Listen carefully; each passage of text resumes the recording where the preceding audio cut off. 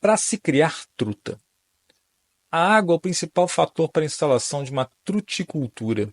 Para a truta arco-íris, entre as principais características da água estão temperatura.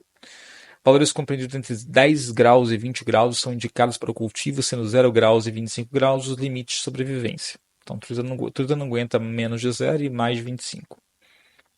2. Teor de oxigênio dissolvido, que é o OD. O teor de OD na água deve ser o de saturação. A solubilidade do oxigênio na água varia com a temperatura e a pressão atmosférica, conforme a tabela. Beleza. Então, saturação, no caso, é a máxima solubilidade. Está dada pela tabela já. Tranquilo. Beleza. Aí, ele falou o seguinte aqui na letra A. O que acontece com o teor de OD em uma dada estação de truticultura à medida que a temperatura da água aumenta? Pessoal, aqui está a solubilidade do oxigênio. Pega uma pressão qualquer, 680, por exemplo. A 10 graus tem 9,8 de OD. 12, 9,4. A 14 está descendo.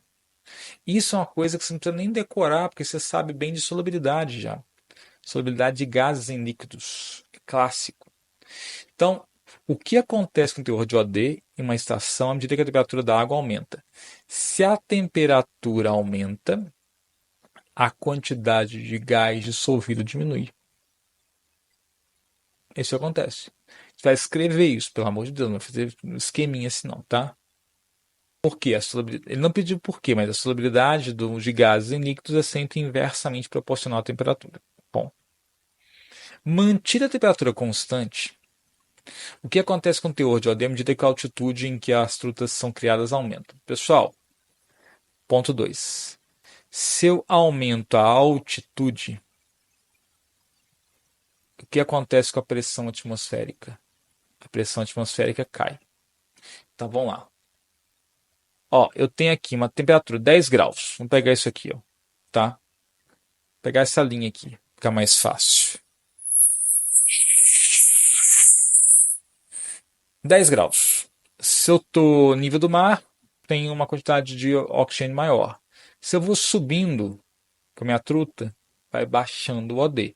Então, mantive o constante de temperatura, o que acontece com o OD à medida que a altitude em que as trutas são criadas aumenta.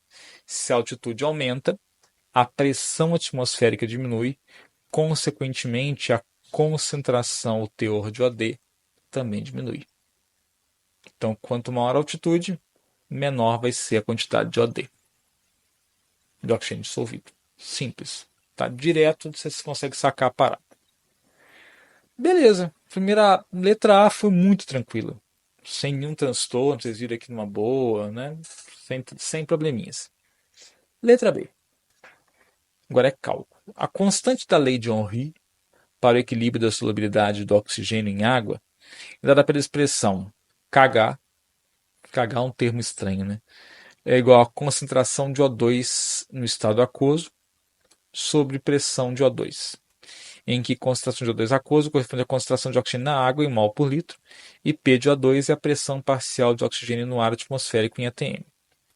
Sabendo que a participação em volume de oxigênio no ar atmosférico é de 21%, e calcule o valor da constante Kh a 16 graus e pressão de 1 atm. Beleza, então vamos lá.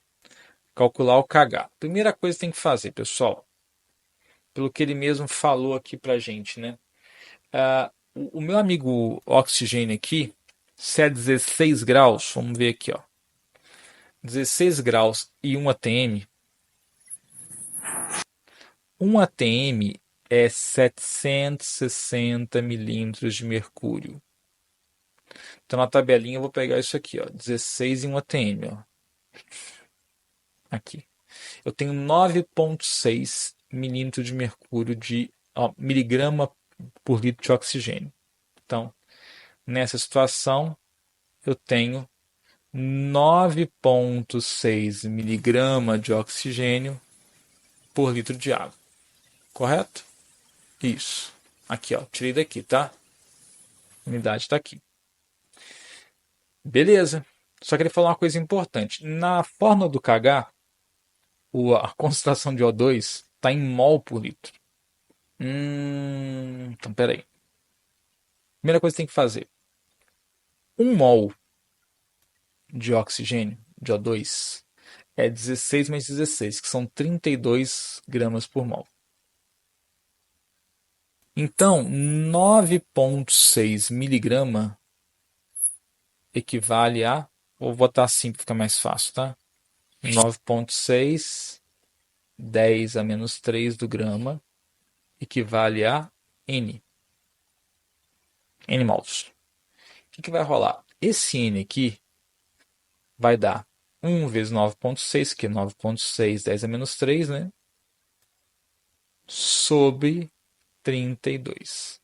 Pessoal, 9,6 por 32 vai dar, se eu não me engano, 0,3. Deixa eu só ver se eu não estou falando besteira aqui para vocês. Ó, 9,6 por 32, 0,3. Exatamente. Então isso aqui vai dar um N, que vai ser 0,3, 10 a menos 3 mol. Só que o detalhe importante é, esse 9,6 miligrama que eu usei aqui estavam em, ou estão em 1 litro. Então, esse mol corresponde a isso aqui, está também em 1 litro. Então, eu posso falar que a concentração, então a partir daqui, né?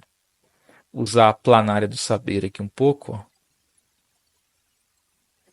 A concentração de O2 aquoso vai ser de... Vou aumentar, passar para 3. Eu aumento aqui, diminuo aqui. 3, 10 a menos 4 mol por litro. Encontrei o primeiro fator, O2 aquoso. O segundo fator que ele falou é a pressão de O2, que é a pressão parcial de O2 em ATM. Pessoal, cálculo simples, tá? Se um ATM corresponde a 100% da pressão, então 21% da pressão corresponde a uma pressão P. Então a pressão P de O2, pressão parcial de oxigênio, o P de O2, num cálculo muito simples, vai dar 0,21 atm. Calculei o segundo fator. E aí ele quer justamente aqui calcular o KH. Agora, né? Então ele quer calcular o KH, não é isso mesmo? Deixa eu ver.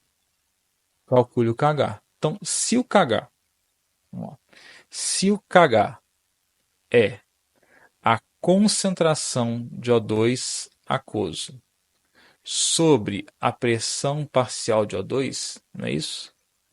Vamos ver aqui. É, aqui. Uma boa. Então, como é que eu faço o cálculo de KH? Simples. Pego os dados que eu já tenho. 3, 10 a menos 4 mol por litro sobre 0,21 atm.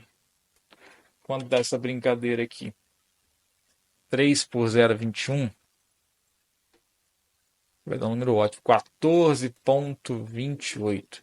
Então, o meu KH vai dar 14, faz 0,3, tá? Vezes 10 a menos 4 mol por litro por atm.